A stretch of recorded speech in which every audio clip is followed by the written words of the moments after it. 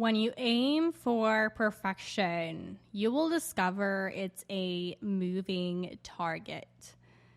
What does this mean exactly? Well, perfectionism makes you subconsciously or consciously attach your worth to the outcome of a target, only to realize that when the target is reached, it has moved. How frustrating is that? The target moves as you move towards it. And it moves and it moves and it moves and it never stops. It's a cycle that can only be broken out of through not placing your worth in the target in the first place, but seeing that your worth is here right now. So we've established that perfectionism, right? And perfection in general is a moving target. Let's unpack this statement a bit more. As a perfectionist or as a high performer with perfectionism, you make things unnecessarily complicated for yourself. I know because I've done it myself. You very often wish that things were easier for you to just accept things as they are. You might be a little bit obsessed with details, and you know that to an outside observer, it looks like you're pouring your energy into invisible things that are making no difference whatsoever. You have come to terms with yourself that you're a bit crazy because you find such value in details. Details to you, as a high performer with perfectionism, brings something to your life, doesn't it? For example, for me, I love architecture and photography and all that kind of stuff. All of this is amazing to me. I love it. I love being creative, right?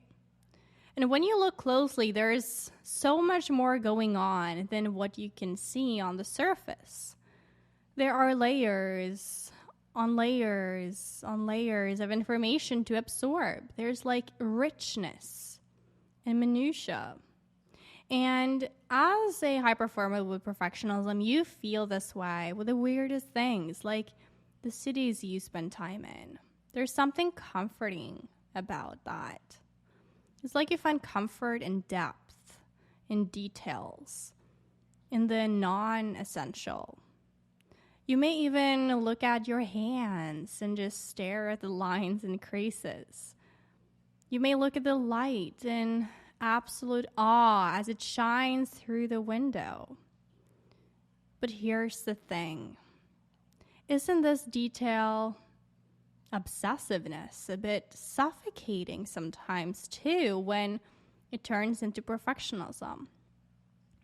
Have you thought about how it actually can set you back?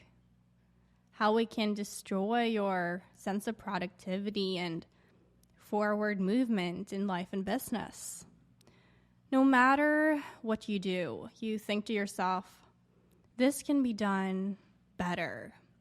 And the better you get, the more you see all your shortcomings and limitations.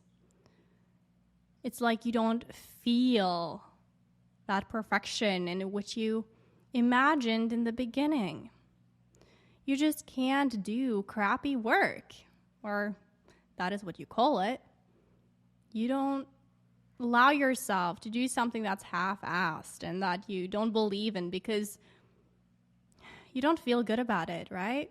And the key thing is you feel, right? You don't feel good about it. You get a pit in your stomach and you take it as truth. So naturally you go to the other extreme where you struggle with where to draw the line and where to stop working on stuff. You might have a hard time saying, I'm done. I'm going to move on now. Because in a way, it's like you pride yourself in your pursuit of quality. It's a part of your identity, isn't it?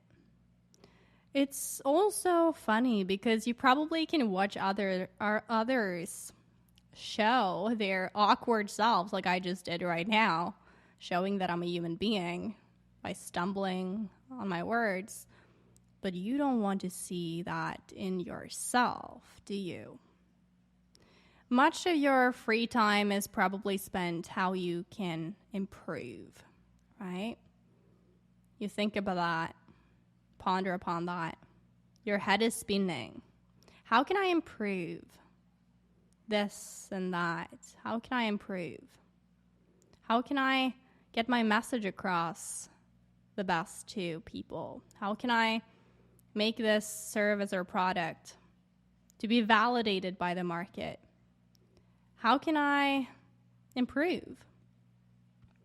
And if you're, on the internet, man, you have it burned into your mind that when you post something on the internet, it's there forever. It's permanent.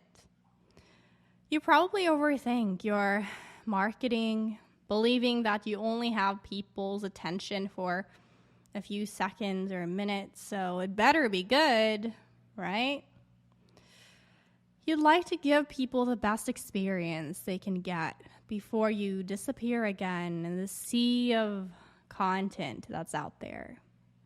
You want every interaction to be special. You want to be remembered. And you definitely want to avoid being forgotten, right? All that sounds good and well, but isn't it exhausting? It probably makes you not enjoy the process either. Instead of enjoying the process, you create a cage for yourself. A cage of excessively high standards that you have to live up to or beat. You're reaching for perfection or the feeling of it, but perfection doesn't exist. It moves as you move towards it. It is a moving target. Now, don't you want to enjoy the things that you create? Don't you want to enjoy the process of creating, the journey, the unfoldment? Don't you want to throw the kind of fear of looking like a dummy to the curb so it no longer stops you from putting yourself out there, from expanding, from letting your light shine? You never know the impact that you could have. You truly don't until you do it, until you go and you bloom beyond perfectionism. You never know the impact that you could have on someone or something if you never express yourself. Here's a Japanese term that might help you contribute beyond perfectionism and go beyond this moving target of perfection. Wabi-sabi. Accepting and finding the beauty in imperfections and the impermanence of things. So when you embrace the concept of wabi-sabi, you realize that it's beautiful to be slightly broken, old, fragile. Wabi-sabi arose from tea ceremonies in which the cups and the bowls and everything were irregular, imperfect, and handmade. It's this idea of flawed beauty. The imperfection is what creates or contributes to the individuality of anything. Imperfection is what relates. It's what resonates, not just with you, but with others. Understanding this is an important step to satori or enlightenment. That alone is really cool. The idea of wabi-sabi is a cool lens to look through. It can apply to moments when things don't go your way or when you make mistakes. Making a mistake is also subjective, isn't it? Because sometimes a mistake can lead to a whole other raw experience and new experience and interesting ideas or solution to problems. You never know what a mistake can lead to. To reach Satori, enlightenment, you break down wabi-sabi into 7 principles. Simplicity, asymmetry or irregularity, beauty in the understated, naturalness without pretense, subtle grace, freeness, and tranquility. So, to conclude here, where exactly do you draw the line when in search for better? It's not so easy to draw the line, but you can definitely look into your mindset. Just allow for space and observe. What's the language that you're using about whatever you're doing? When you obsess over the outcome of something and attach your worth to how things go, you don't give yourself space to try new things that may not work out, but that may also surprise you. That imperfect space is unbelievably essential because otherwise, perfectionism can feel like censorship. And like, you will feel like you don't allow yourself or that you can't put ideas out there because they're not fully formed yet. And that is really dangerous right there. Censorship, and especially self-censorship, is dangerous for not only your emotional well-being, but also the world. Have you ever thought of how much contribution goes to waste because of perfectionism? Do you see now how perfectionism and perfection in general is a moving target? It never stops, that you're caught on this hamster wheel. That's what I came to recognize, and that's why I created the Bloom Beyond Perfectionism program. Because I can't stand the thought of the innovation, the creativity, and the expression that is lost in history because of this beast called perfectionism.